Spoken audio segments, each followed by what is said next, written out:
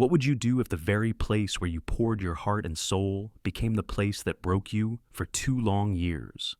Emily Carter worked tirelessly in the towering glass offices of Weston Dynamics, believing that grit and talent would be enough. But instead of recognition, she found humiliation. Her manager stole her ideas, belittled her work, and made her question her worth. Until one stormy night, with tears in her eyes and her resignation letter trembling in her hands, Emily made a choice: she would walk away.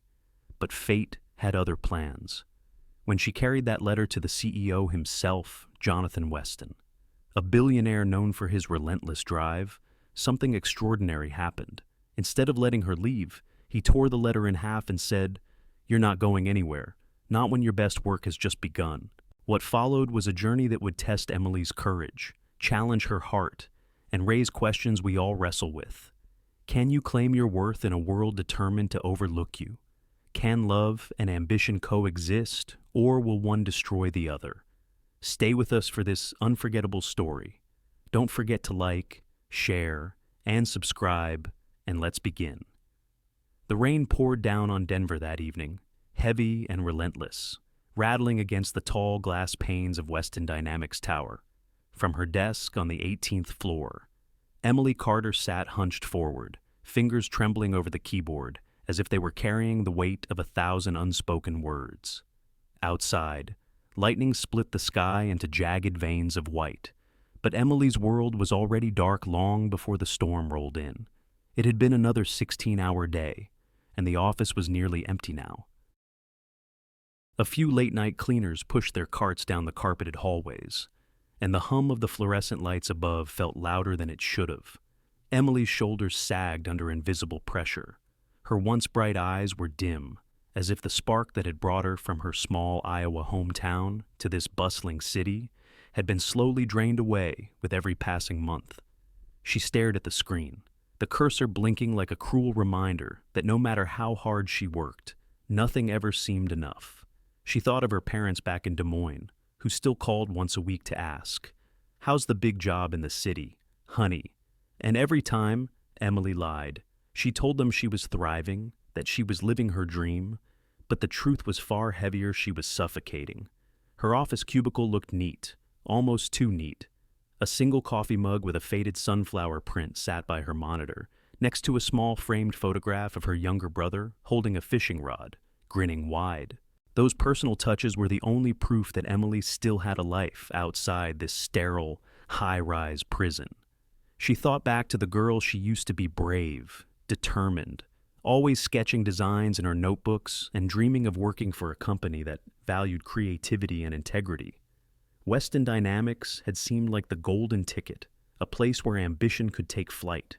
But instead, she had landed in a cage built from deadlines, dismissive managers, and constant humiliation. The storm outside was only a reflection of the storm inside her chest. Her heart pounded as she recalled the words from earlier that day: sharp, cutting, and undeserved. "Carter, this report is unacceptable. Do you even care about this job?" The voice of Richard Collins, her supervisor, had echoed across the open office space, loud enough for everyone to hear. He hadn't even looked at the report properly. He never did. Emily had triple-checked every figure, every sentence. But in his eyes, she was never good enough. The cruelest part was the silence that followed. Dozens of her colleagues had heard the exchange. Some gave her sympathetic glances, others avoided her gaze entirely, unwilling to get involved. No one spoke up. No one ever did. Emily swallowed the tears that threatened to spill. She had promised herself years ago that she wouldn't cry at work, but lately, it had become harder to keep that promise. The humiliation burned inside her, settling into a heavy knot in her stomach. She wanted to scream. She wanted to throw the report back in his face, but she stayed quiet, because speaking up only ever made things worse. The clock on the wall ticked past 9.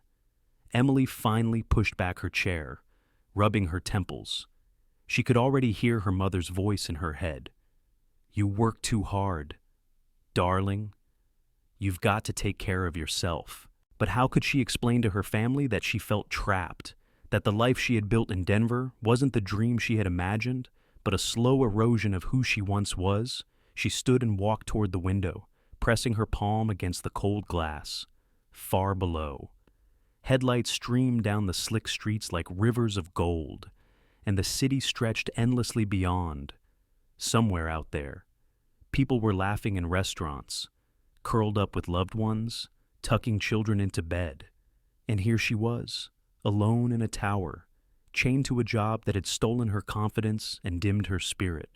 The rain streaked down the glass, merging with her own tears before she realized she was crying. Quiet, restrained sobs that left her chest aching. Emily Carter, once top of her class, once full of promise, was breaking, but in that breaking, a small voice inside whispered something she had ignored for too long. You deserve more than this.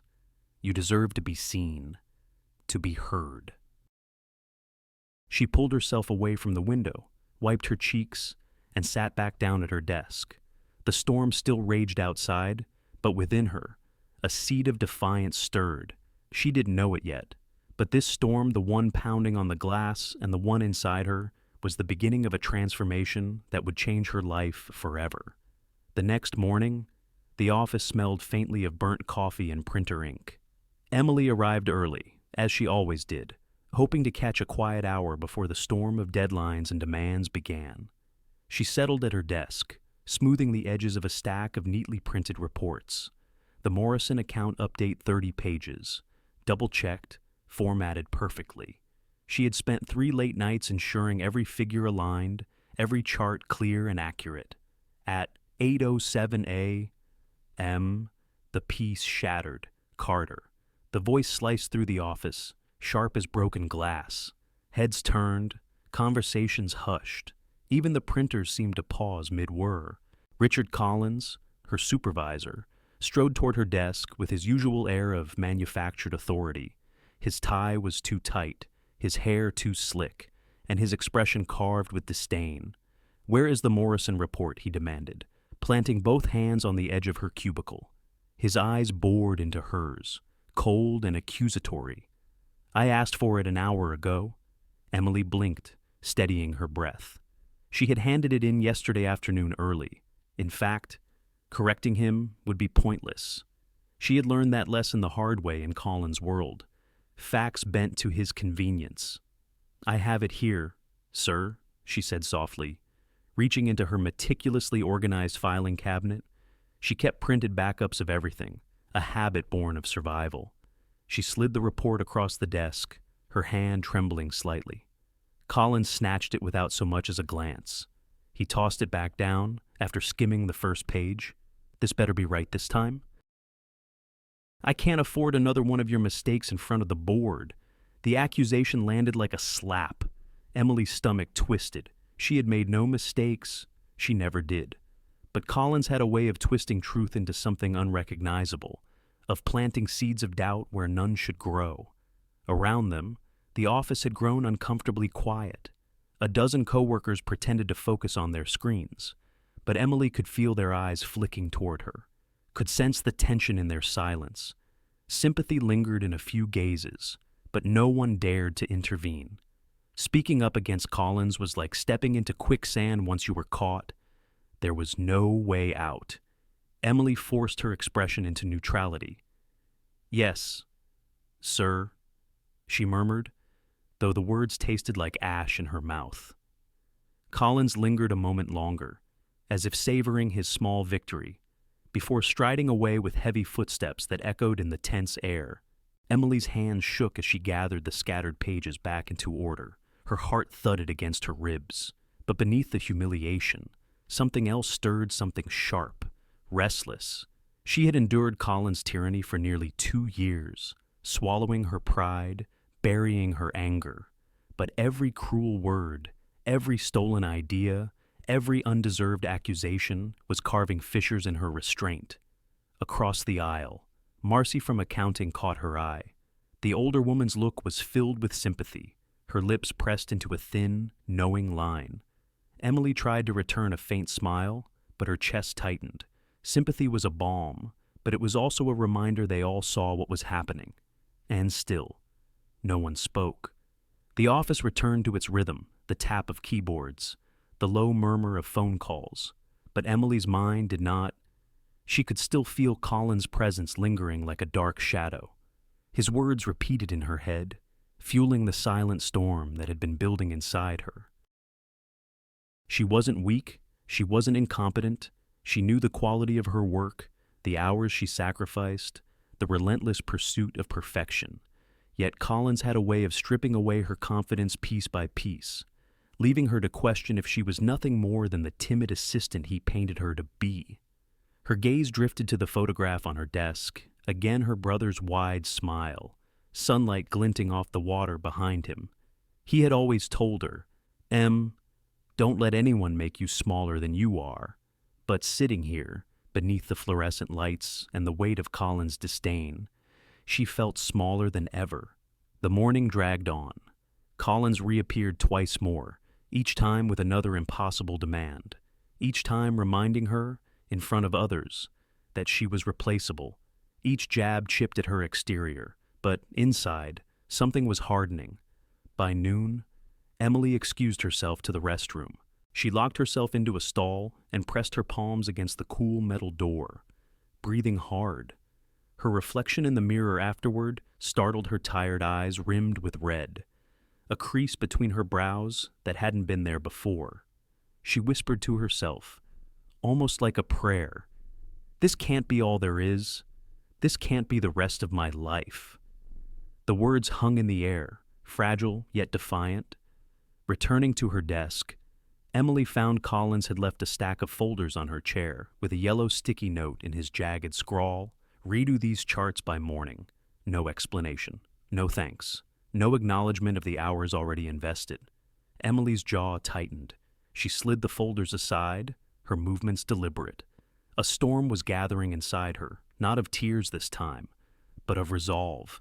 Collins might have thought he'd broken her. He hadn't. Not yet. And though she couldn't know it, the quiet rebellion building within her would soon lead her to a crossroads, one that would change the course of her life forever. By the time the clock struck 7, most of the office had emptied. The sun had long since dipped behind the Rockies, leaving only the pale glow of streetlights against the wet pavement below. Emily was still at her desk, the blue light of her monitor washing over her tired face. She had just finished filing away the last of the Morrison documents when she heard that familiar voice behind her. "Carter," Collins said, his tone sharp, cutting through the silence. "The Peterson presentation needs to be redone. All of it. I want it on my desk by 6 tomorrow morning." Emily froze, her fingers resting on the keyboard. She turned slowly in her chair, disbelief etched across her features. "Sir, the Peterson presentation was completed last week," she said carefully, keeping her voice steady. "It was delivered to the client, and they approved it." Colin's mouth twisted into a humorless smile. He leaned down, his coffee-scented breath hot against her cheek. "Are you questioning my judgment?" "Carter." Her heart thudded in her chest. She wanted to say yes. She wanted to tell him that his demands were ridiculous, that she wouldn't waste another night tearing apart something that was already flawless. But she knew what would follow: public humiliation. Another mark against her name, another notch in the belt of his cruelty. "No, sir," she murmured, though the words scorched her tongue. Collins straightened, satisfied, and tapped his finger against her desk. "Good. 6 a.m. Don't disappoint me again." Then he walked away, his footsteps fading into the distance, leaving Emily in the wreckage of his command. She stared at the glowing screen in front of her. The Peterson presentation. 100 slide deck she had poured her soul into, refining every graph, every transition, every single line of text. Weeks of her life gone, late nights fueled by cold coffee and determination, all approved, all celebrated by the client. Yet here she was, being told to start over, as if none of it mattered. Her throat tightened. She pushed her chair back, stood, and walked slowly toward the window. Rain still traced rivulets down the glass, the storm refusing to let go of the city. She pressed her forehead against the cool pane, closing her eyes. Her mind drifted back to Iowa, to the little farmhouse where she had grown up, to the scent of fresh hay after summer rain, to the sound of cicadas buzzing in the tall grass. She saw her father's calloused hands fixing the old tractor, her mother's warm smile as she placed a plate of cornbread on the table. "You're meant for bigger things." Her father had told her the day she left for Denver. "Don't let anyone tell you otherwise." And her younger self had believed it. She had been fearless then, full of dreams of building a career, of proving herself, of carving a name out of nothing but grit and talent. She had thought Denver would be the beginning of something extraordinary. Instead, it had become a slow erosion. Each insult from Collins, each sleepless night, each tear shed in silence had chipped away at the girl she once was. Emily opened her eyes, staring out at the city that glittered below her. Somewhere out there, people were chasing dreams, building futures. And here she was, shackled to a desk, trapped in a cycle of cruelty and fear. Her chest rose and fell in a shaky breath. For the first time, she admitted it to herself, she couldn't do this anymore. She walked back to her desk, her movements deliberate, almost ceremonial. She sat down, opened a blank document, and stared at the blinking cursor. Her fingers hovered over the keys, trembling. Writing this would mean ending everything she had worked for over the past 2 years. It would mean uncertainty, questions, maybe even failure. But it would also mean freedom. Slowly, she typed, "Dear Mr. Weston, I hereby submit my resignation from Weston Dynamics, effective immediately." Her breath caught as the words appeared on the screen. She read them twice, then 3 times. Each time, they grew heavier, yet strangely lighter too, like weights lifting from her shoulders even as fear settled into her stomach. Her hands shook, but she continued. She explained, briefly but firmly, that she could no longer work in an environment that stripped away her dignity. She thanked the company for the opportunities, though the words felt hollow. Finally, she typed the 2 words that sealed her decision. "I resign." She sat back in her chair, staring at the screen. Tears welled in her eyes, not of weakness, but of release. A quiet sob escaped her lips, and she covered her mouth with her hand. For the first time in months, she felt something she hadn't expected: relief. It wasn't just an ending. It was the faint outline of a beginning. Emily saved the document, printed it on crisp white paper, and folded it carefully into an envelope. Her hand steadied as she sealed it. She placed it on the corner of her desk, where it seemed to glow under the harsh fluorescent light, a small symbol of defiance, of courage. The storm outside had not lessened, but inside, a strange calm had taken root. She knew the coming days would be uncertain. She had no safety net, no clear plan, but she also knew she couldn't survive another year under Collins's tyranny. She looked once more at the photo of her brother, smiling under the Iowa sun, and whispered softly, "I'm not going to let anyone make me smaller than I am." And with that, Emily Carter closed her laptop, slipped on her coat, and stepped out into the storm, unaware that this decision would lead her into a world she had never imagined, and into the path of a man who would change everything. The next morning, Denver's sky was washed clean by the storm. Pale sunlight filtered through the tall windows of Weston Dynamics Tower, glinting off wet sidewalks below. For most of the city, it was an ordinary Wednesday. For Emily Carter, it was the day her life would change forever. She clutched the envelope in her hand so tightly that the edges bent. Inside was her resignation letter, the piece of paper that carried both her fear and her freedom. Every step toward the elevator felt heavier, as if her body knew the weight of the decision even more than her mind did. The elevator doors opened with a soft chime, and Emily stepped in, pressing the button marked 40. She had never been to the executive floor before. To her, it had always been a distant world, spoken of in whispers among the staff. The place where decisions that shook markets were made, where Jonathan Weston, the elusive CEO, reigned like a king in his glass citadel. The elevator hummed upward. With each passing floor, her heart pounded harder. She tried to steady her breathing, whispering to herself, "This is it. You're taking your life back. Don't look back now." When the doors slid open, she stepped out into another world entirely. The 40th floor was nothing like the cluttered cubicles below. The carpet was thick and soft, muting her footsteps. Walls of glass framed sweeping views of Denver, the Rockies rising in the distance like ancient guardians. Modern art lined the corridors, bold splashes of color on pristine white walls. Even the air felt different, cooler, infused with the faint scent of leather and polished wood. Emily hesitated, the envelope damp against her palm. She had imagined this place as sterile and intimidating, and in many ways, it was, but it was also breathtaking. And for someone who had spent the last 2 years confined to gray partitions and fluorescent lights, the contrast was almost overwhelming. At the far end of the hallway sat a wide mahogany desk, behind which a woman in her 40s looked up from a sleek laptop. Her auburn hair was pulled into a precise chignon, her navy suit impeccable. She exuded the kind of calm authority that made people lower their voices without realizing it. This was Claire Hudson, Jonathan Weston's executive assistant. Everyone in the company knew her reputation efficient, discerning, fiercely protective of the CEO's time.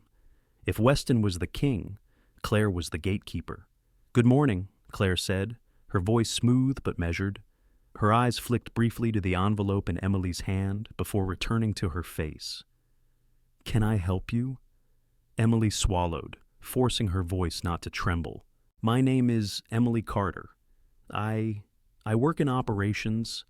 I need to deliver something directly to Mr. Weston." Claire arched one perfectly shaped brow. Few people asked for direct access to the CEO, and even fewer got it.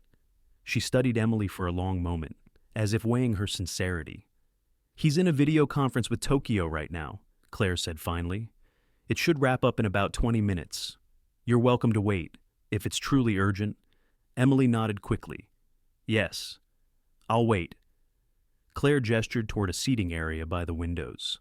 The chairs were leather, deep brown and inviting, arranged around a glass coffee table stacked with neatly fanned business magazines. Emily sat gingerly on the edge of one, her hands folded tightly in her lap, the envelope never leaving her grasp. The silence of the executive floor was unnerving. Below, the office buzzed with chatter, phones ringing, printers running. Up here, the only sounds were the distant hum of the HVAC system and the muffled cadence of Weston's voice behind the closed double doors of his office. Emily stared out the window to distract herself. From this height, the city looked unreal, miniature cars sliding down narrow streets, rooftops catching the sunlight, the distant curve of the mountains holding the horizon. She thought of her parents, of her brother, of the life she had left behind in Iowa. She thought of the girl who had once believed she could conquer anything. Her pulse thudded in her ears. What if Claire decided she wasn't important enough? What if Weston dismissed her without even glancing at the letter? What if she had misjudged everything, and this act of defiance only left her unemployed, adrift, and humiliated? She tightened her grip on the envelope, but beneath the fear, there was resolve. She couldn't go back to Collins, couldn't continue to shrink beneath his scorn. Whatever happened in this office, it had to be better than what she was leaving behind.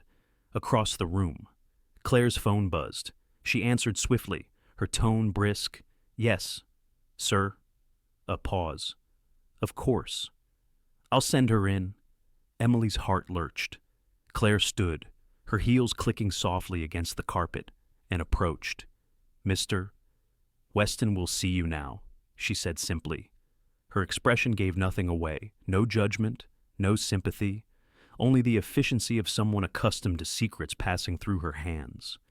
Emily rose, clutching the envelope like a lifeline.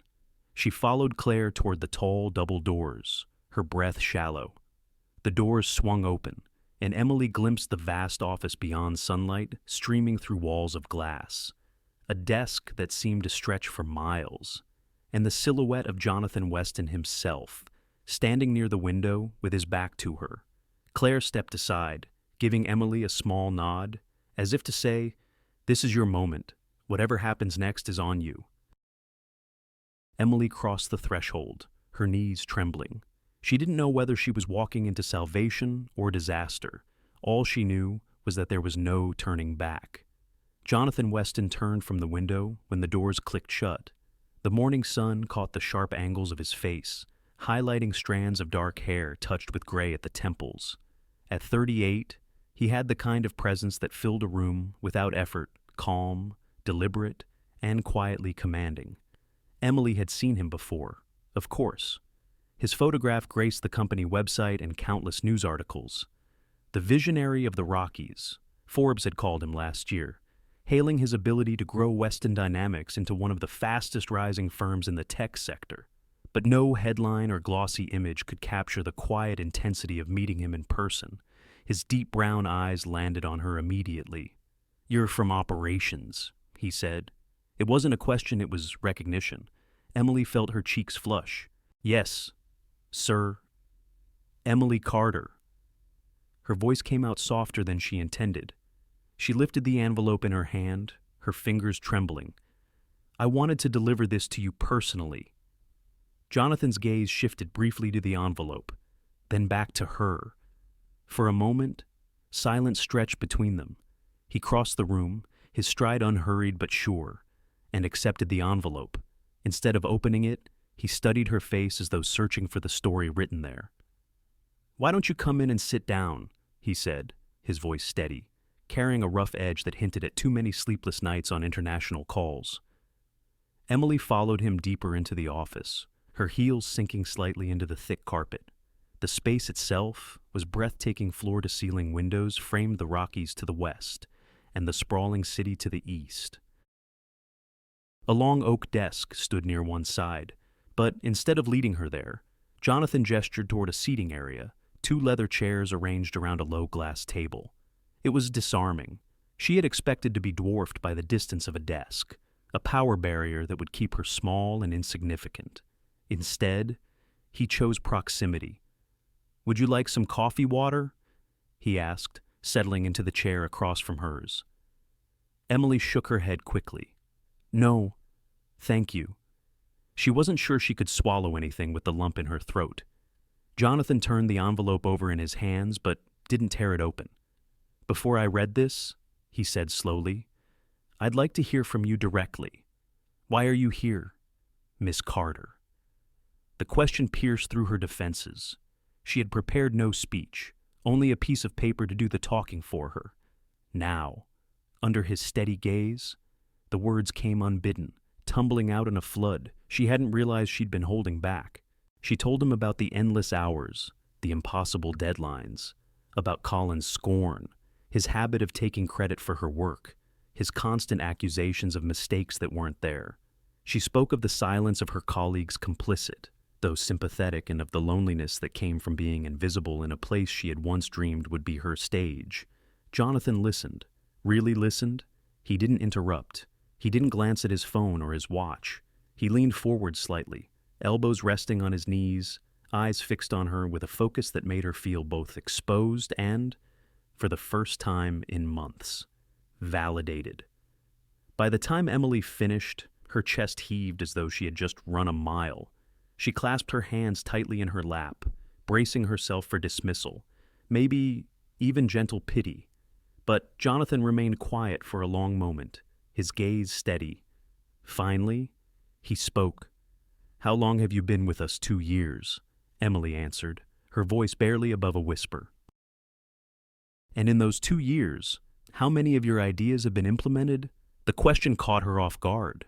She blinked, searching her memory. She thought of the streamlined onboarding process for new clients, of the restructured data presentations that had impressed investors, of the small but impactful changes to product rollouts, all ideas she had contributed, sometimes directly, sometimes slipped in quietly under the guise of teamwork. "A few," she said hesitantly. "More than a few, I suppose." Jonathan nodded slowly, as though confirming something he had already suspected. Then, without another word, he opened the envelope. His eyes moved quickly across the page, his expression unreadable. When he finished, he set it down carefully on the table between them. This, he said, tapping the letter with one finger, is a loss this company can't afford. Emily's breath caught. She searched his face, trying to discern whether this was flattery, corporate politeness, or something else entirely. Jonathan leaned back in his chair, studying her with that same quiet intensity. I built this company on the belief that people are its greatest asset. Not just titles, not just resumes, but the minds and hearts that make it run. You've been buried under a poor manager, Miss Carter, but I see the truth, and I won't let you walk away without a conversation about what your future here should really look like. Emily's eyes widened. She had expected dismissal, maybe at best a formal acknowledgement of her resignation. But this was something altogether different. I don't understand, she whispered.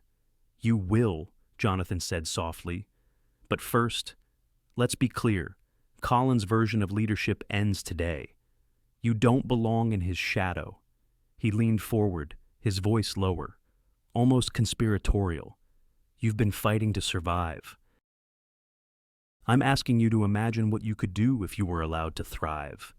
Emily's heart pounded. For the first time in 2 years, she felt seen not as a subordinate, not as a burden, but as someone who mattered. And though fear still gnawed at her edges, something else stirred within her hope. Emily's voice trembled as she finished her story, but her eyes held steady. For once, she hadn't swallowed the truth. She had let it spill into the open, raw and unpolished.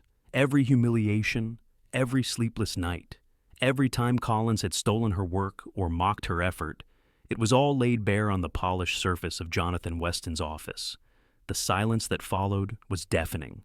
Emily's breath came shallow, her pulse pounding in her ears. She expected him to nod politely, to thank her for her service, maybe even to assure her that someone would look into it. She had steeled herself for dismissal, for that final polite push out the door. Instead, Jonathan sat perfectly still, his expression unreadable.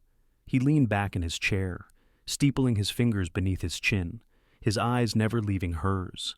The weight of his silence pressed on her chest. Doubt began to creep in. Had she said too much? Had she sounded unprofessional, weak, even bitter? Finally. Jonathan reached forward. His hand rested on the resignation letter lying on the table between them. He lifted it, holding it delicately between his fingers, as if weighing not just the paper, but everything it symbolized. Emily braced herself for the finality of his words, but they didn't come. Instead, Jonathan looked at her with an intensity that made her breath hitch. Then, with a movement so deliberate that it felt ceremonial, he tore the letter cleanly in half. The sound of ripping paper echoed in the quiet office like thunder. Emily's eyes widened. Before she could process it, Jonathan tore it again 4 pieces now, fluttering like broken wings before he dropped them into the sleek wastebasket by his chair. Her mouth fell open. What are you doing?" she stammered. Jonathan's voice was low, steady, every word measured. "You're not leaving, Emily, not like this, not when your best work has just begun." Emily's breath caught in her throat. She stared at him, disbelief and shock colliding with a spark of something she hadn't felt in years, validation. But her voice faltered. "I can't go back, not after everything. I can't keep working under Collins, being treated like I don't matter." Jonathan leaned forward, his gaze unwavering. "You're right. You can't. And you won't." The certainty in his tone unsettled her. It wasn't a suggestion. It wasn't even a promise. It was a declaration. "I've watched this company grow from a single floor to this tower," he continued, his voice carrying the weight of years of leadership. "I know when someone is adding real value, and I know when someone is tearing it down. Collins may have kept you buried, but I've seen the results of your ideas. I know where they came from, and I will not let this company lose you because of one man's ego." Emily felt her throat tighten, her hands twisting together in her lap. She wanted to believe him, wanted to cling to the lifeline he was offering, but fear gnawed at her. "You don't understand," she whispered. "It's not just him, it's the whole culture. Everyone sees how he treats me, and they say nothing. They think I'm weak or incompetent. They don't respect me. Jonathan's eyes softened, but his voice remained firm. Respect isn't given, it's claimed. And Emily. He leaned closer, his words deliberate. You are not weak. You are not invisible. You've been fighting battles no one else had the courage to fight. That takes strength most people will never understand. Tears pricked at her eyes. She looked away, blinking rapidly. She hated crying in front of anyone, especially here, in front of him. But his words touched something deep inside her, something she had buried under months of humiliation. Jonathan let the silence sit for a moment, giving her space. Then he said, I won't accept your resignation. Not today, not ever. If I have anything to say about it, you belong here, and I intend to make sure you're finally given the chance to prove it. Emily's heart raced. Part of her wanted to argue, to insist that she had already given enough, that she had nothing left. But another part, the part that still remembered her dreams, the part that had carried her from Iowa to Denver, leaned toward his words like a plant toward the sun. Why me? She whispered finally. Why do you care? Jonathan's gaze didn't waver. Because talent like yours is rare. Because I built this company to recognize people like you, and I won't let Collins or anyone else bury that. And because he paused, choosing his words carefully. Because I believe you have more to give, more than even you realize. Emily sat frozen, her mind a storm of doubt and hope. The torn letter lay in the trash like a discarded chapter of her life, and in its place, Jonathan Weston had handed her something she hadn't expected: a new beginning. For the first time in months, she allowed herself to breathe deeply. The air felt different, lighter, uncertain, yes, but filled with possibility. This was no longer just about surviving Collins. This was about reclaiming herself. And though she didn't know where this path would lead, she knew one thing with absolute clarity: her life would never be the same again. The following Monday felt nothing like the Mondays Emily had endured for 2 long years. Instead of trudging toward the operations floor, weighed down by dread, she stepped into the elevator and pressed the button for the 40th floor. Her heart thudded as the numbers climbed. She had barely slept all weekend, her mind turning over Jonathan Weston's words again and again. He hadn't just rejected her resignation, he had made her an offer, a bold, terrifying offer. Senior Strategic Coordinator. The title still didn't feel real. It sounded like something meant for someone older, more confident, someone who carried themselves with the kind of poise Emily had never mastered. And yet, that was the title she now held. Jonathan had made it official in writing, with Claire Hudson herself delivering the contract on Friday evening.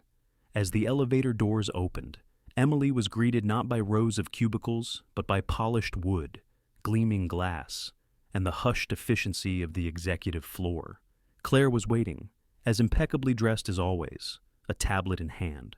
Good morning, Miss Carter, Claire said, her tone warm but brisk. Your office is ready. Your office. The words sent a ripple through Emily's chest. She followed Claire down the hall, past closed doors marked with gold nameplates, directors, vice presidents, people she had only seen from a distance in quarterly meetings. Claire stopped at a corner suite, its glass walls offering a breathtaking view of the city below. The Rockies rose in the distance, snow still clinging stubbornly to their peaks. Inside, the room was spacious but not ostentatious. A sleek desk with dual monitors, bookshelves lined with business texts, a standing lamp casting a soft glow. Emily stepped inside, her breath catching. This space wasn't just an office, it was a declaration. You belong here. I took the liberty of stocking your shelves with some of Mr. Weston's recommended readings, Claire said, gesturing to the books. Market strategy, behavioral economics, leadership case studies. He thought you might find them useful. Emily ran her fingers lightly along the spines, the weight of responsibility settling on her shoulders. Thank you, she murmured. Claire offered a faint smile. Mr. Weston asked me to tell you that your first strategy session with him will be at 9 sharp. Until then, settle in. And then, she was gone, her heels clicking down the hall, leaving Emily alone in the office that now bore her name on the frosted glass.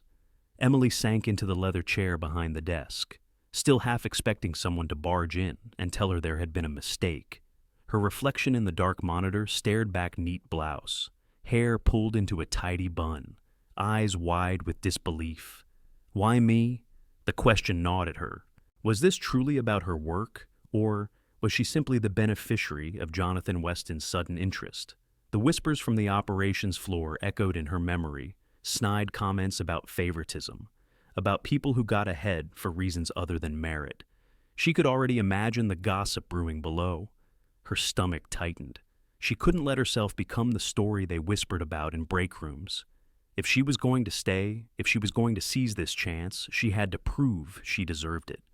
At 9 o'clock sharp, Emily walked into Jonathan's office with a notebook clutched to her chest. He was standing by the window, sleeves rolled to his elbows, phone pressed to his ear.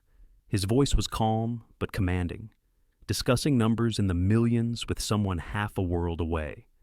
When he ended the call, he turned to her with a smile that was surprisingly warm. Ready to get started, Emily nodded, though her nerves rattled inside her. What followed was unlike any meeting she had ever attended. Instead of dictating orders, Jonathan invited her opinions. He asked her to analyze market data, to propose solutions, to challenge assumptions. At first, Emily hesitated, offering tentative suggestions.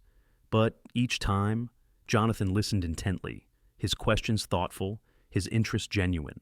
When she pointed out a flaw in the proposed campaign's messaging, expecting pushback, Jonathan leaned forward, intrigued. "That's a sharp catch. Tell me more." For the first time, her voice didn't vanish into silence. It mattered. Over the next hours, Emily found herself fully engaged, her mind sparking with ideas she hadn't allowed herself to share in years. Jonathan scribbled notes as she spoke, occasionally glancing up with that piercing focus that made her feel both nervous and empowered. By the time the meeting ended, Emily's nerves had been replaced by something unfamiliar exhilaration. She walked back to her office with her notebook full of scribbles, her heart racing not from fear, but from excitement. That afternoon, she dove into her first assignment drafting a strategic plan for a new client launch. Alone in her office, she mapped out data, charts, and consumer insights. Her doubts lingered, but each page of notes reminded her this was her chance to prove herself, to silence the whispers, to reclaim the ambitious woman she once was. As the sun dipped low and the city lights began to twinkle, Emily leaned back in her chair, exhausted but alive in a way she hadn't felt in years. She thought of her family in Iowa, of her father's words, "You're meant for bigger things." For the first time, she allowed herself to believe he might have been right. The weeks that followed blurred into long hours and endless projects. Weston Dynamics was expanding at a breakneck pace, and Emily, now senior strategic coordinator, found herself at the center of it all. Days bled into nights, and more often than not, she discovered she wasn't the only one lingering in the tower long after the rest of the staff had gone home. Jonathan Weston worked like a man possessed. His office light burned late into the evening, casting a golden glow through the glass walls. Emily would glance up from her own desk across the hall and see him pacing with a phone to his ear, gesturing as he spoke about markets in Asia or negotiations in Europe. One evening, well past 9, Jonathan appeared at her door. His tie was gone, his sleeves rolled to the elbows, revealing strong forearms. In his hand, he carried 2 mugs of coffee. "You've been here since 7 this morning," he said matter-of-factly. "I figured you could use this." Emily accepted the mug, startled by the small gesture. "Thank you. I didn't realize how late it was." Jonathan settled into the chair opposite her desk, sipping his coffee with a weariness that made him seem almost human, almost vulnerable. For a moment, the air between them shifted. He wasn't the CEO towering above her. He was simply a man sharing a quiet moment at the end of a long day. It became a pattern. Nights stretched on, work turned into strategy sessions, and strategy sessions slipped into conversations that had nothing to do with business at all. One evening, as the rain tapped gently against the windows, Emily admitted something she hadn't shared with anyone at Weston Dynamics. "I used to paint," she said softly, her eyes fixed on the skyline. "Before all this, I'd lose myself in it for hours, watercolors mostly. I haven't touched a brush in years." Jonathan leaned back in his chair, studying her. "Why did you stop?" Emily shrugged, her lips curving in a faint, self-conscious smile. "Life got in the way. Bills to pay, careers to chase, and then Collins. Well, he made sure there wasn't room for much else." Jonathan's expression darkened at the mention of Collins, but he didn't interrupt. Instead, he said, "You should start again. The way you describe it, you light up. That kind of passion doesn't just disappear." Emily looked at him then, surprised by the sincerity in his tone. Few people had ever encouraged her to nurture the parts of herself that weren't tied to performance or productivity. "And what about you?" she asked cautiously. "What did you give up?" The question seemed to catch him off guard. For a moment, Jonathan's gaze shifted toward the window, his jaw tightening. "I used to have a family," he said finally. His voice was even, but there was a shadow behind it. "I was married 5 years ago. It ended. She said I loved the company more than I ever loved her." Maybe she was right. The admission hung heavy in the air. Emily's heart ached at the vulnerability in his words. For all his wealth, his power, his reputation, Jonathan Weston carried loneliness etched into his very being. "I'm sorry," Emily said softly. Jonathan's eyes returned to hers, and for a brief moment, the mask of the CEO slipped. "So am I." Silence stretched between them, not awkward, but charged. The hum of the city below filled the space, mingling with the faint scent of coffee and rain. Over the following nights, their conversations deepened. Emily told him about Iowa, about summers spent sketching in the fields, about her brother's unwavering belief in her. Jonathan told her about the early days of Weston Dynamics, building it out of a cramped apartment with little more than a laptop and borrowed money from his grandmother. The more they spoke, the more Emily realized how much of herself she had hidden, even from herself. And the more Jonathan revealed, the harder it became to see him only as her boss. Yet with every spark of connection came the reminder of the gulf between them. He was her CEO, a billionaire with the world at his fingertips. She was a woman who had nearly quit in despair only weeks ago. And in the rigid world of business, blurred lines were dangerous. One night, as Jonathan lingered in her office long after midnight, laughing with her about a misprinted client brochure, Emily caught herself staring at the curve of his smile, the way his eyes softened when he looked at her. Her heart fluttered, betraying her. She pulled back quickly, dropping her gaze to the papers on her desk. "This is dangerous," she warned herself. "You can't afford this. Not now." Jonathan must have sensed the shift. He stood, smoothing his sleeves, his expression carefully neutral. "We should both get some rest," he said. His voice was professional, but something unspoken lingered beneath it. After he left, Emily sat alone in the quiet, her chest tight with conflicting emotions. She had fought too hard to reclaim her dignity, too hard to prove herself. She couldn't risk it all for feelings that might never be safe to pursue. And yet, as she gathered her things and glanced once more at the closed door of Jonathan's office, she knew the truth. She didn't dare say aloud something was already happening between them, something neither of them had asked for, but both of them felt. The question was no longer if, it was what would they do about it. For a while, Emily floated in a fragile calm. Her days were filled with meaningful work, her nights with strategy sessions that stretched into conversations with Jonathan Weston that she never quite wanted to end. She felt seen, valued, even hopeful, but calm rarely lasted long inside the tower. The first whisper reached her like a draft through a closed window. Two colleagues paused their conversation when she stepped into the break room. Their eyes flicked toward her, then quickly away. One muttered something under their breath, just loud enough for her to hear the words 40th floor. By the end of the week, the whispers had grown into something sharper. She got promoted overnight straight from operations to an office with a view. No one climbs that fast without help. Help, you mean Weston's help. a soft laugh. Guess she found her own fast-track program. Emily froze in the hallway, her stomach twisting. She pretended not to hear, but the words clung to her like burrs. The rumors spread like wildfire. Every time she walked into a meeting, she felt the shift in the air, the too bright smiles, the sidelong glances, the weight of speculation pressing against her back. When she spoke, her contributions landed differently, as if filtered through the question lingering in everyone's minds.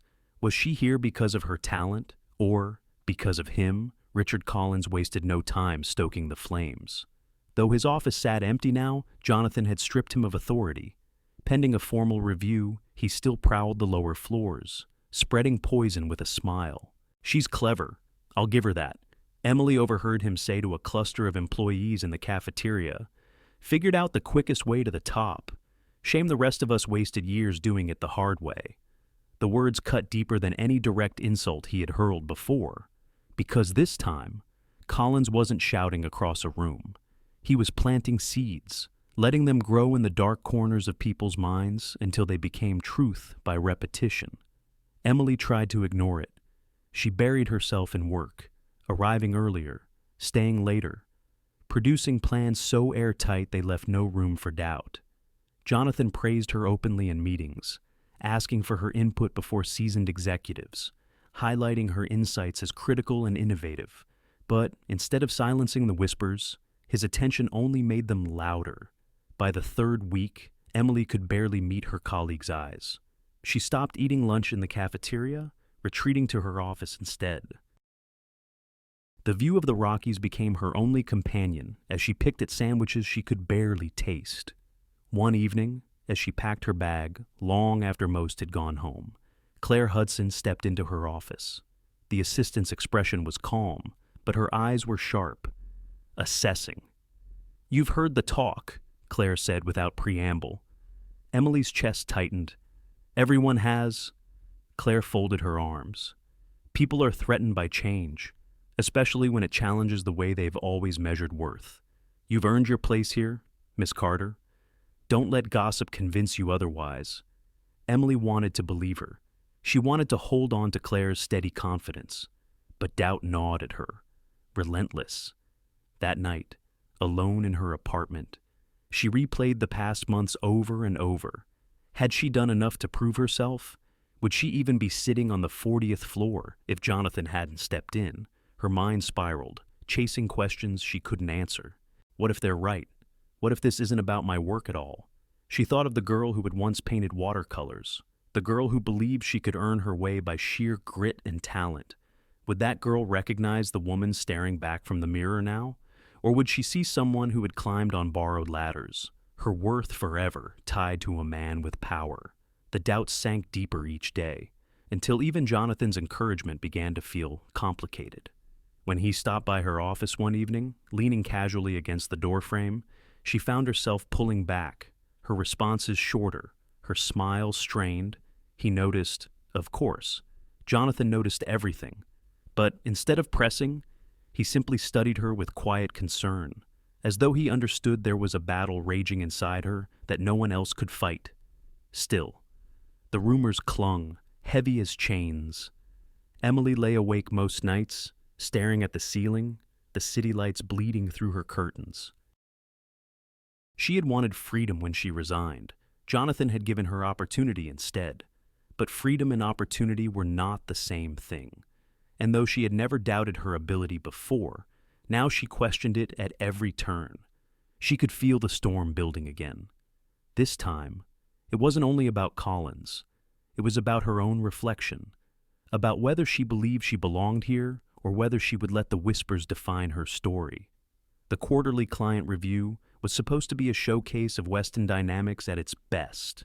Weeks of preparation had gone into the presentation market research, strategy outlines, detailed projections. Emily had poured herself into it, working late into the night, fine-tuning every slide until the numbers practically sang. But when she entered the executive boardroom that morning, her heart dropped. Richard Collins was standing at the head of the long mahogany table, a remote in hand, her presentation glowing on the massive screen behind him. He was smiling, confident, claiming every word as his own. Emily froze in the doorway, shock rooting her to the spot. She had emailed the final deck directly to Jonathan the night before. How had Collins even gotten it? As he launched into the opening slides, her stomach turned. Every phrase, every carefully chosen chart, every subtle shift in narrative, it was hers. He was stealing her work in plain sight, in front of the company's top executives and key investors. She slid into a chair near the back, her face pale. Around the table, she caught a few uneasy glances. Some knew the truth, but no one spoke. Collins' voice droned on, smooth and practiced. He gestured toward the projections, basking in the nods of approval from the investors. Emily's hands clenched into fists under the table. Her pulse pounded in her ears. And then, midway through the presentation, the doors at the far end of the boardroom opened. Jonathan Weston entered. The room shifted instantly. Executives straightened in their seats. Investors leaned forward. Collins faltered for half a beat, then quickly recovered, pasting on a confident smile. "Mr. Weston," he said warmly. "Perfect timing. I was just walking everyone through our new strategic rollout." Jonathan moved to the head of the table, his eyes scanning the screen. He listened silently for a few moments, arms folded across his chest. Then, without a word, he pressed the button on the remote. Collins was holding, freezing the slide. "Interesting," Jonathan said evenly. "Tell me, Collins, when did you develop this?" Collins cleared his throat. "The past few weeks, sir. Late nights, early mornings, you know how it is." He chuckled lightly, a thin veneer of charm. Jonathan's eyes narrowed, slowly. He turned his gaze toward Emily, seated at the far end of the table. Their eyes met, and in that glance, she knew he recognized the work. He knew whose fingerprints were on every slide. "Is that so?" Jonathan said softly, returning his gaze to Collins. His tone was calm, but the room seemed to tighten, the air thick with anticipation. "Of course," Collins said quickly. "I take full responsibility for this project." Jonathan let the silence stretch, his expression unreadable. Then he said, "That's remarkable, considering I received this exact presentation from Emily Carter last night." The words fell like a hammer. Collins' face blanched. A murmur rippled around the table. Emily's breath caught in her throat. Jonathan's voice remained even, but there was steel beneath it. "You've not only attempted to pass off someone else's work as your own, you've done so in front of our clients and board members. That's theft, of time, of trust, of integrity." Collins stammered, his practiced veneer cracking. I meant to," she contributed. "Of course. But enough," Jonathan said sharply. He turned to Claire, who stood discreetly near the door, tablet in hand. Effective immediately, Richard Collins is relieved of his duties. Security will escort him from the building. The room went utterly silent. Collins sputtered, but the guards were already at his side, guiding him out. His protests faded down the hall until the doors shut behind him. Jonathan turned back to the table, his gaze sweeping the room. "Let me be clear. This company does not tolerate dishonesty. Miss Carter's contributions have been critical to our recent success, and I will not allow anyone to diminish that." Emily's cheeks flushed as every eye turned toward her. She wanted to shrink under the attention, but Jonathan's steady voice anchored her. "She will be working directly with me going forward," he continued, "and I expect every one of you to treat her insights with the respect they deserve." The meeting resumed, but for Emily, the words echoed louder than any business projection. Jonathan had defended her publicly, decisively, leaving no room for doubt about her place in the company. As the investors filed out, many offered Emily nods of respect she had never seen before. A few executives even stopped to shake her hand, their voices tinged with new regard. When the room finally emptied, Emily gathered her notes, her hands still trembling. She glanced toward Jonathan, who stood by the window, his posture relaxed now, but his eyes watching her closely. "You didn't have to do that," she said softly. Approaching him, Jonathan turned, his expression serious but gentle. Yes, I did. Collins crossed a line. He stole from you, and from this company. That isn't leadership. That's rot, and I won't allow rot to spread here. Emily swallowed hard. Her emotions tangled gratitude, relief, something deeper she dared not name. Still, thank you. Jonathan's eyes lingered on hers, something unspoken flickering in their depths. For a moment, the air between them shifted again, charged and fragile. Don't thank me, he said quietly. Just keep doing what you do. That's all the thanks I need. Emily's heart raced. She nodded, unsure if her voice would hold steady if she spoke again. She turned back to her papers, but the moment lingered, etched into her memory. It was more than vindication, more than professional respect. It was the unmistakable beginning of something neither of them could ignore much longer. The office was quiet that evening, long after most of the staff had gone home. The city glowed beneath a velvet sky, Denver's lights stretching like a blanket of gold. Emily sat at her desk, finishing the last edits on a proposal. The hum of the HVAC system and the faint tick of the wall clock were her only companions. When she glanced up, she wasn't surprised to see the lights still on in Jonathan Weston's office. He was always the last to leave, the weight of the company resting squarely on his shoulders. But tonight, something felt different. Her phone buzzed with a short message from Claire Mister. Weston would like to see you before you leave. Emily's pulse quickened. She gathered her notes, smoothed her blouse, and walked the short distance down the hall. When she stepped into his office, Jonathan was standing near the window, hands in his pockets, gazing out at the city below. "Come in," he said without turning. His voice was quieter than usual, almost thoughtful. She closed the door behind her, clutching the folder to her chest. "You wanted to see me." Jonathan turned then, his eyes catching hers. There was no trace of the CEO mask he usually wore in public meetings. His expression was open, unguarded, almost vulnerable. "Yes," he said softly. "I wanted to thank you.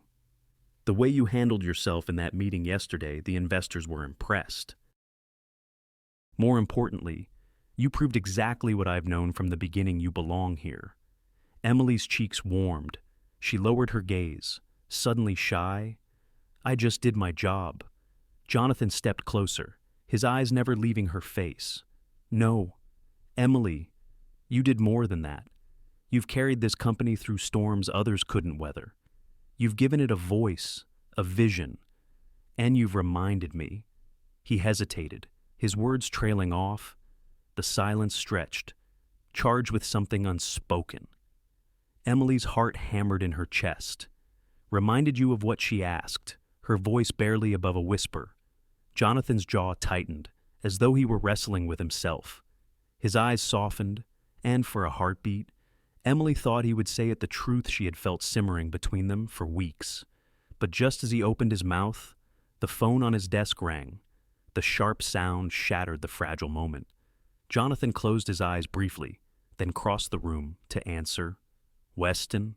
His voice shifted instantly, professional, clipped. He listened, nodding slowly, his expression darkening. Emily stood frozen, folder clutched to her chest, her breath uneven. The intimacy of the moment slipped away, replaced by the cold reminder of who he was, the CEO, the man always in demand.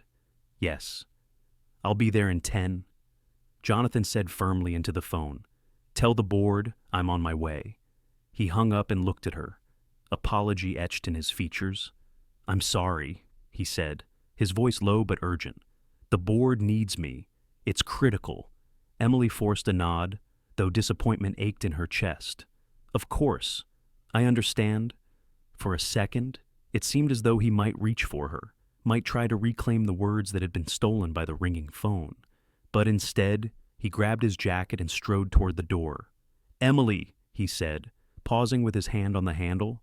His eyes lingered on hers, filled with something she couldn't quite name.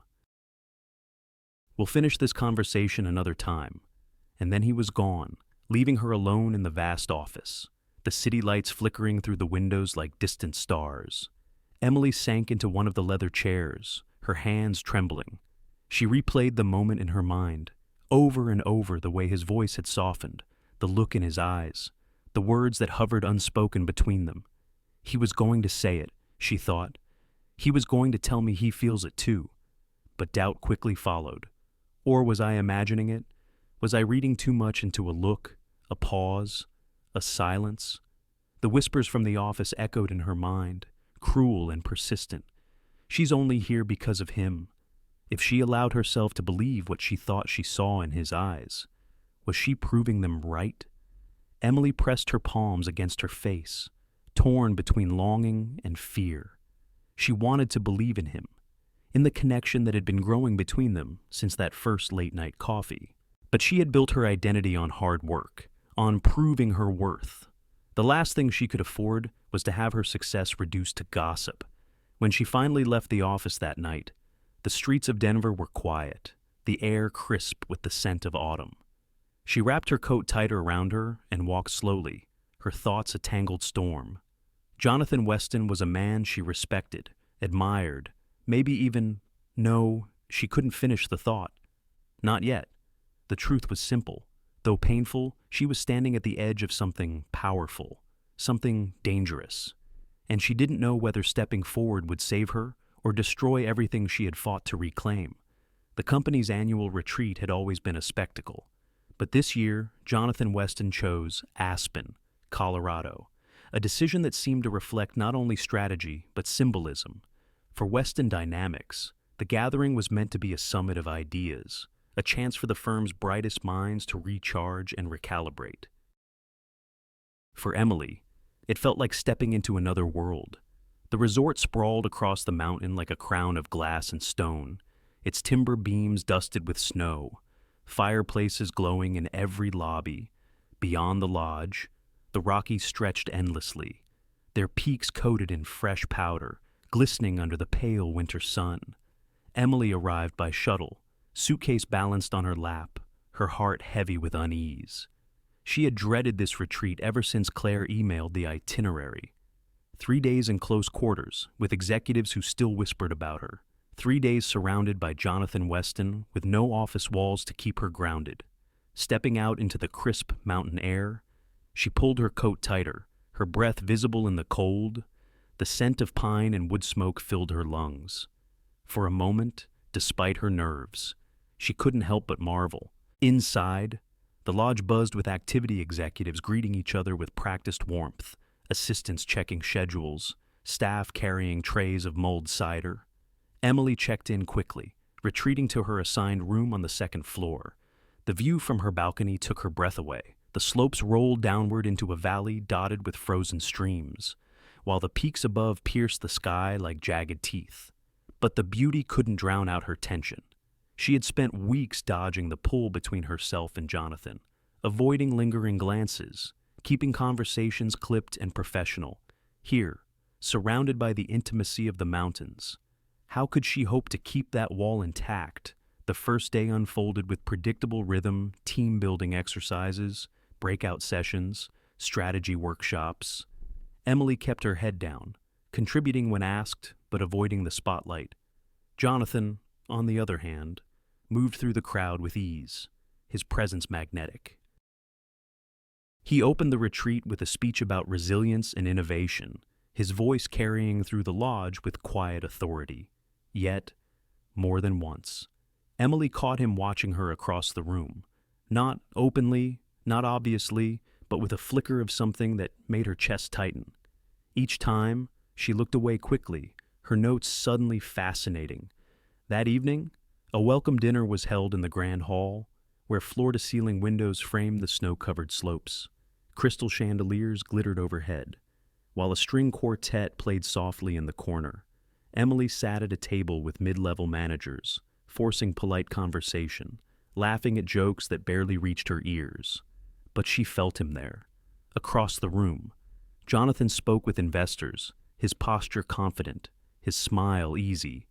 And yet, when their eyes met for the briefest moment, she felt it again, the unspoken tether pulling them closer.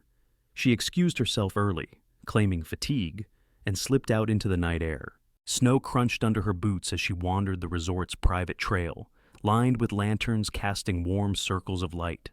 The silence of the mountains wrapped around her, heavy and pure. Distance, she told herself. You need distance. She thought of the whispers back at the office, the sidelong glances, the cruel speculation.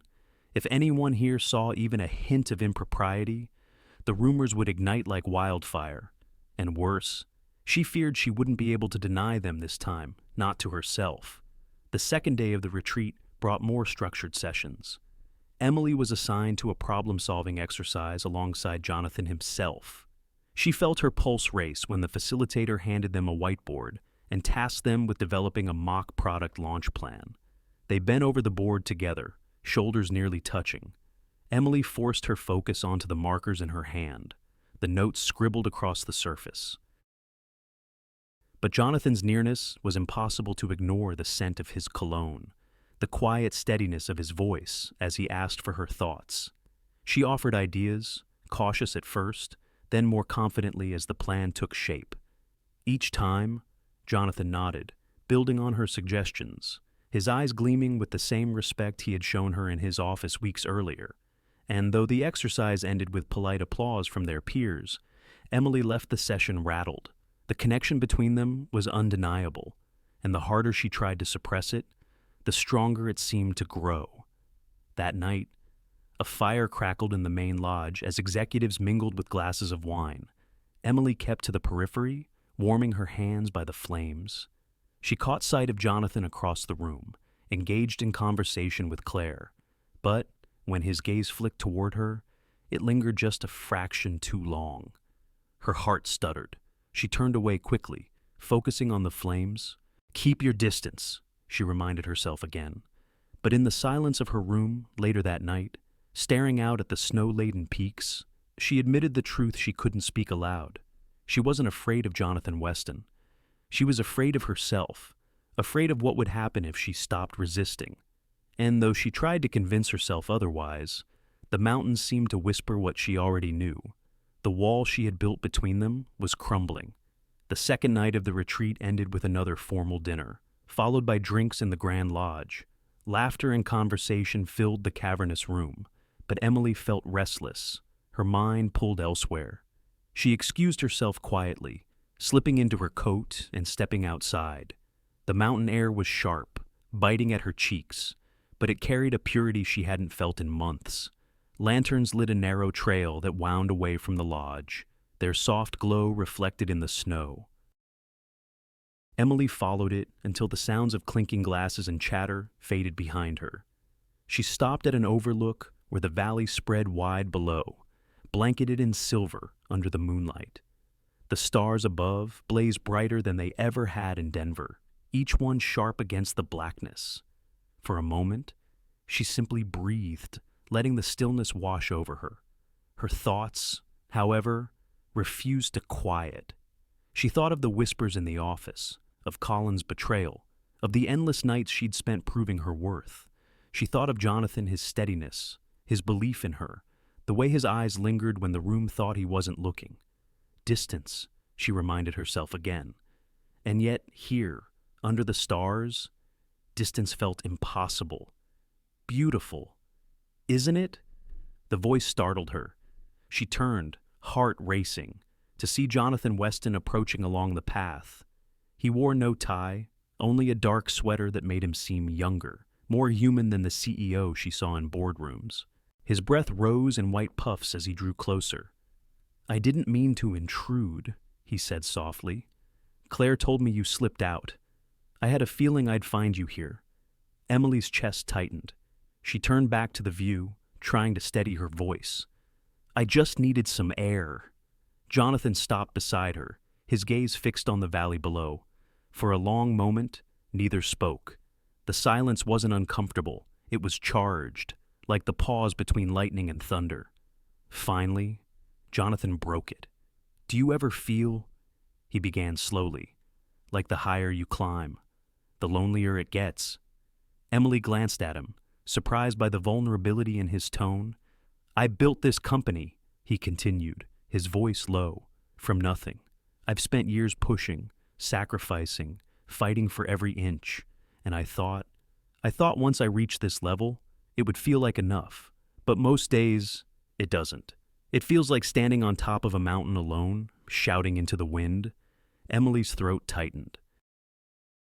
She had never heard him speak this way, not as the infallible CEO, but as a man who carried scars. I know something about that, she said quietly. For me, it was the opposite. I thought if I worked hard enough, stayed quiet enough, I'd finally be seen. But the harder I tried, the more invisible I became. It's like I lost myself somewhere along the way. Jonathan turned to her then, his eyes soft in the moonlight. And have you found yourself again? Emily hesitated, her breath visible in the cold. I don't know. Sometimes I catch glimpses. When I'm doing work that matters, when I'm not shrinking under someone else's shadow. But it's fragile, like the moment I believe in myself. Someone whispers that I don't deserve it, and it all unravels again. Jonathan's jaw tightened. They're wrong. Every last one of them. I've seen your work, your ideas, your grit. None of this. He gestured toward the lodge, the mountain, the entire company. None of it would be moving forward the way it is without you. Emily's eyes stung with sudden tears. She looked away quickly, blinking them back. You can't say that. People already think. Her voice trailed off. The words too heavy. They can think what they want, Jonathan said firmly. But I know the truth. Silence fell again. But this time, it pulsed with something undeniable. Jonathan's gaze held hers, unflinching, as though he had made a decision he could no longer keep locked away. You've reminded me what it means to be alive. Emily, he said, his voice barely above a whisper. For years I've buried myself in work, convinced that was enough. But then you walked into my office with that letter, ready to give up, and somehow you made me remember what it feels like to care, to want something more than profit and growth charts, to want someone. Emily's breath caught, her heart thundering in her chest. She wanted to speak, to protest, to guard herself, but the words dissolved on her tongue, because the truth was, she felt it too. Jonathan stepped closer, the snow crunching softly beneath his boots. He reached up, hesitating for just a moment before brushing a strand of hair from her face. His fingers lingered, warm against her cold skin. The world seemed to hold its breath. And then, slowly, inevitably, he leaned in. Their lips met softly at first, tentative, like a question waiting to be answered. Emily's eyes fluttered shut, her hands trembling as they rose to his chest. When she kissed him back, the dam inside her broke weeks of suppressed longing, of stolen glances and unspoken words, poured into that single moment. The kiss deepened, not rushed, but certain, carrying the weight of everything they hadn't said. When they finally pulled apart, breathless, Emily let out a soft, startled laugh, half joy, half disbelief. Jonathan smiled faintly, his forehead resting against hers. I've wanted to do that since the night you walked into my office. Emily's heart ached with both wonder and fear. She knew the risks, the gossip, the complications. But under the endless sky, with his arms around her, those fears felt small, like distant echoes compared to the truth blazing between them. For the first time in a long time, she wasn't shrinking, she wasn't invisible, she was simply herself seen, wanted, alive. The retreat ended with handshakes, laughter, and promises of renewed energy for the year ahead. But for Emily, the ride back to Denver felt like carrying a fragile secret tucked between her ribs. The kiss on the mountain lingered in her mind, warm, undeniable, electric. Yet, as the shuttle wound down snowy roads, reality pressed in. Back in the tower, beneath fluorescent lights and watchful eyes, there would be no hiding what had happened between her and Jonathan Weston. Even if they never spoke of it again, even if they tried to bury it beneath professionalism, she knew the walls had already shifted. When she returned to her apartment that evening, she dropped her suitcase by the door and sank onto the couch, staring at the ceiling. The silence of the room was deafening. What have I done? She thought of the whispers that had haunted her since her promotion. The cruel comments, the sidelong glances, the insinuations that she had slept her way to the top. Until now, she had been able to dismiss them as lies, as jealousy. But after that night in Aspen, would it still be a lie? Her heart and her mind waged war. Her heart replayed the softness of his words. You've reminded me what it means to be alive. The steadiness of his hands, the way his eyes had looked at her as if she were the only person in the world. Her mind hissed back. This is dangerous. This is exactly what they already believe about you. If you let yourself fall, you'll never be seen for your work again. You'll only ever be the woman Weston wanted. The days that followed were a blur of meetings and deadlines. Emily threw herself into her work, hiding behind spreadsheets and strategy sessions. She avoided Jonathan when she could, keeping their conversations clipped and professional. But it was impossible to avoid him completely, not when he made a point of including her in every high-level discussion, not when his eyes sought hers across the boardroom table with quiet intensity. One evening, as the office emptied, Jonathan appeared at her door. He leaned against the frame, his expression serious but gentle. "Emily," he said softly, "we need to talk." Her chest tightened. She set down her pen, forcing a calm she didn't feel. About what his eyes held hers. About Aspen. The word alone sent her pulse racing. She looked away, staring at the notes scattered across her desk. "There's nothing to talk about." Her voice faltered. She couldn't bring herself to call it a mistake. Jonathan stepped inside, closing the door behind him. "Don't do that," he said quietly. "Don't diminish what happened. It meant something.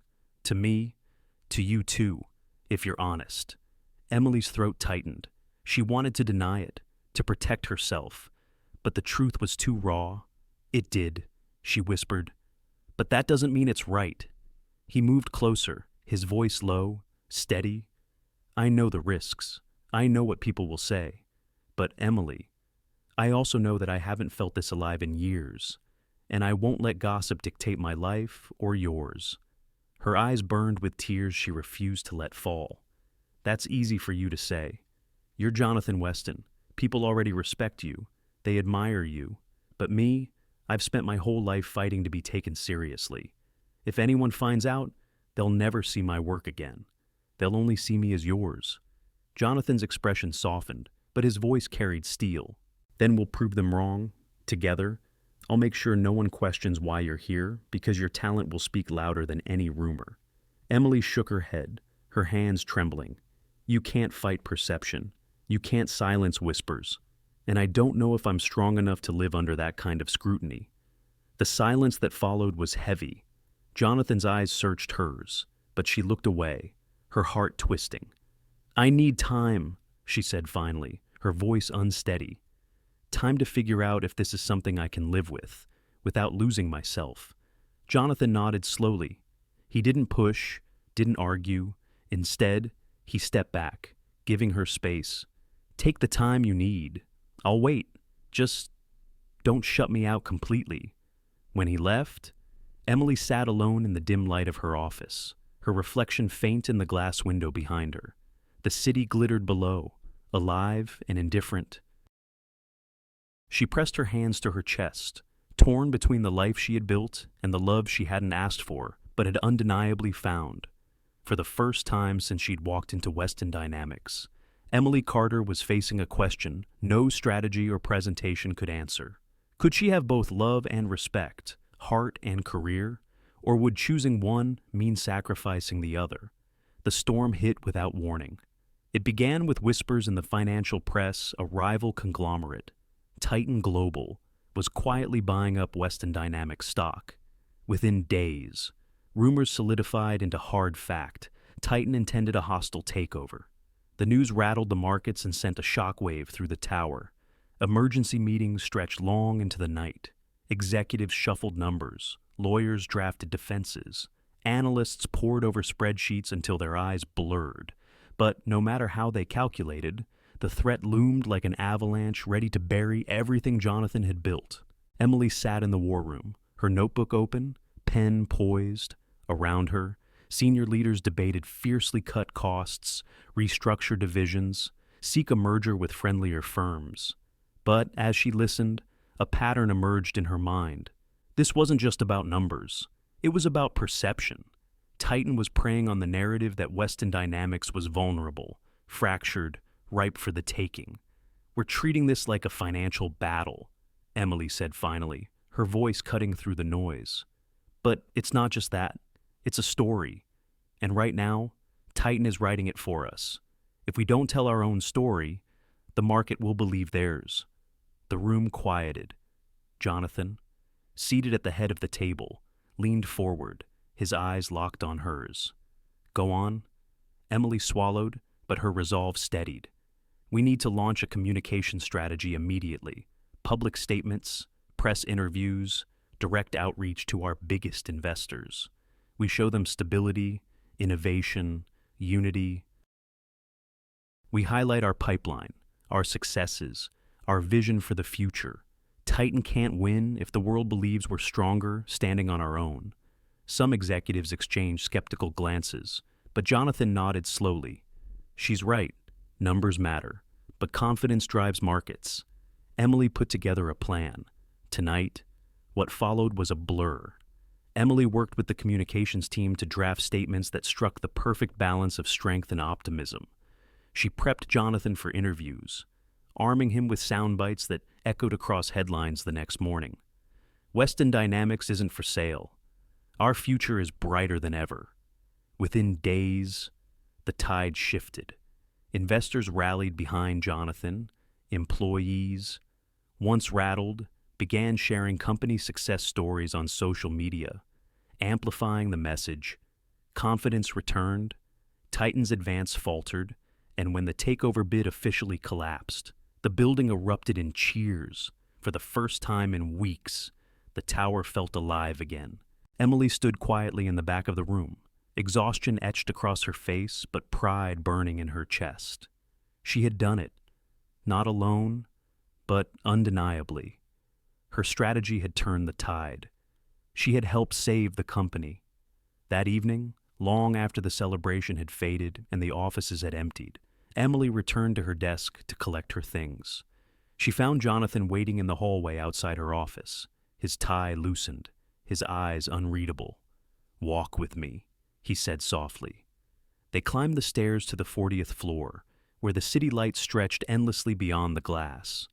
Jonathan led her into his office, the same office where she had once delivered her resignation letter. Trembling and defeated, the memory pressed against her chest as they stood in the quiet space, the hum of the city below filling the silence. "Emily," Jonathan began, his voice low but steady, "you saved this company." She shook her head, flustered. "It wasn't just me, it was you," he interrupted gently. "Others helped, yes, but you saw the truth when no one else did. You gave us the strategy that kept us alive, and I need you to understand something. This isn't about gratitude, it's about recognition." He reached into his desk drawer and pulled out a small velvet box. Emily's breath caught, but when he opened it, the sight startled her. Inside was not only a diamond ring, elegant and timeless, but a folded document with her name printed boldly across the top.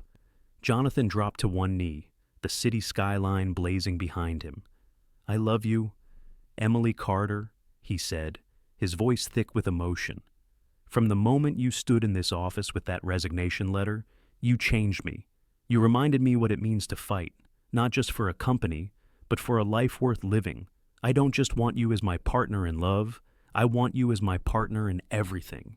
He held out the ring in one hand, the contract in the other. "This," he continued, "makes you my wife." And this he lifted the document, his eyes steady on hers, "makes you my equal partner in Weston Dynamics. Not an assistant, not an employee, a co-owner, together, in business and in life." Emily's hands flew to her mouth, tears welling in her eyes. The weight of the moment crashed over her, the girl who had once been invisible, humiliated, ready to walk away, now standing on the threshold of a future she had never dared imagine. She sank to her knees in front of him, laughing through tears. "Yes," she whispered, her voice trembling. "Yes, Jonathan. 1,000 times. Yes." He slipped the ring onto her finger, then placed the contract in her hands. She unfolded it, her name shimmering alongside his in black ink. Not beneath, not hidden in footnotes beside his, as an equal. When he pulled her into his arms, kissing her with a fierceness that left no doubt, the city lights outside seemed to blaze brighter. This was no fairy tale, no accident of chance. This was a new beginning forged in struggle, in resilience, in love that had grown in the cracks of adversity. And for Emily Carter, it was proof that she could have both the respect she had fought for and the love she had never expected to find. The mountains of Aspen stood tall against the clear spring sky, their snowy peaks glowing in the late afternoon sun. At the base of the ridge, the lodge that had once hosted Weston Dynamics' corporate retreat now welcomed a different kind of gathering, a wedding, intimate yet radiant, filled with people who had witnessed not only the growth of a company, but of two lives intertwined. Emily stood before the mirror in her suite, her dress simple yet elegant, ivory silk that flowed like water when she moved. Claire Hudson, ever precise, adjusted the veil with gentle hands, her usually stern face softened by a smile. "You look beautiful," Claire said. "And more than that, you look ready." Emily laughed softly, nerves fluttering in her stomach. "I'm not sure I'll ever feel ready for something this big." Claire met her eyes in the mirror. "Emily, you've been ready for this longer than you know." Downstairs, the great hall had been transformed with garlands of pine and white roses, lanterns casting a golden glow. Colleagues filled the rows alongside family and friends, her parents from Iowa beaming with pride, her brother snapping photos with tears already glistening in his eyes. Executives who had once doubted her now sat in respectful silence, witnesses to the woman she had become. When the doors opened and Emily walked down the aisle, every step felt like a journey through time, past Colin's sneers, past long nights of doubt, past the resignation letters she had once clutched like a lifeline. At the end of the aisle stood Jonathan Weston, his dark suit crisp, his eyes never leaving hers. He looked not like the billionaire CEO on the covers of magazines, but like the man who had brought her coffee late at night, who had listened when no one else did, who had torn up her resignation letter and told her she wasn't leaving. When she reached him, Jonathan took her hands, his grip steady, his voice low enough for only her to hear. "We've stood in boardrooms together, Emily, but this is the partnership that matters most." The ceremony was brief, but the words carried weight.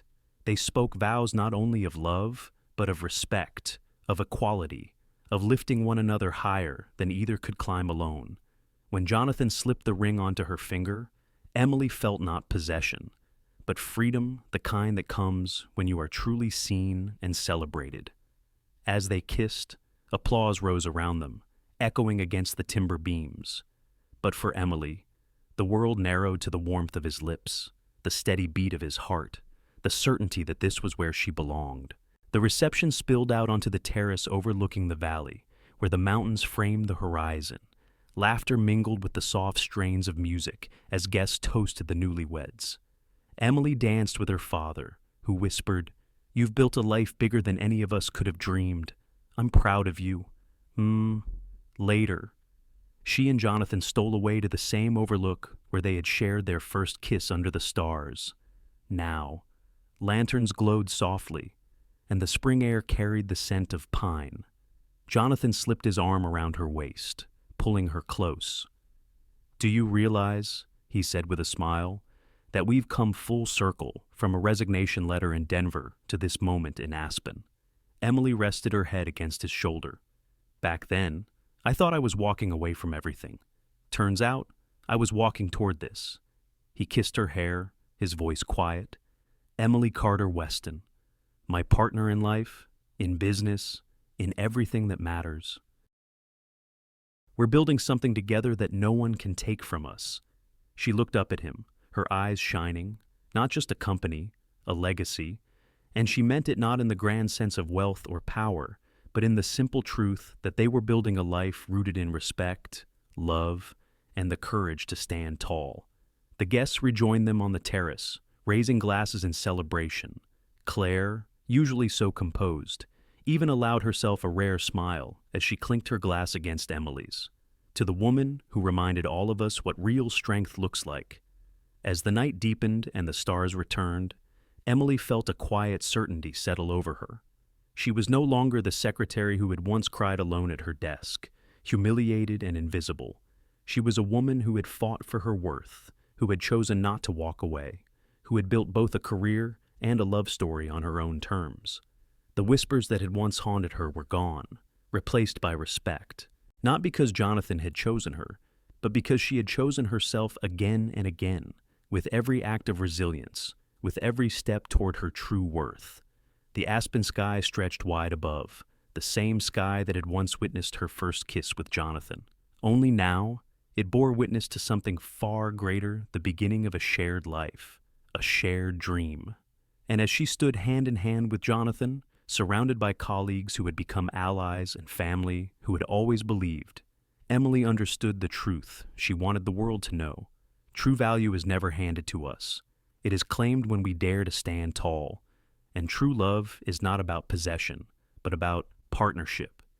Two souls lifting each other higher, building together, brick by brick, until even the mountains seem small. Emily's story is not just about romance or corporate battles. It is about the quiet power of dignity, resilience, and self-worth. For years, she endured being overlooked, belittled, and doubted. Many of us, at some point in our lives, have felt invisible, whether in our careers, our families, or even within ourselves. But her journey reminds us of a timeless truth. Respect is not something handed down from others. It is something we claim when we dare to stand tall. When Emily finally stood up for herself, life opened in ways she never imagined. She found not only recognition, but also love, the kind of love that doesn't diminish, but uplifts. And isn't that what we all long for? Relationships where two people push each other higher rather than holding each other back. The lesson here is simple, yet profound. It is never too late to speak your worth. Never too late to change your story. No matter your age, your past, or the doubts that surround you, your value is real. And when we have the courage to live it out, we not only transform our own lives, we inspire those around us to do the same. Thank you so much for spending your time with us and sharing in Emily's journey. If this story touched your heart, please give it a like. Share it with someone who might need encouragement today. And don't forget to subscribe to our channel for more inspiring stories. Your support means the world, and together, we can keep bringing light into people's lives. One story at a time,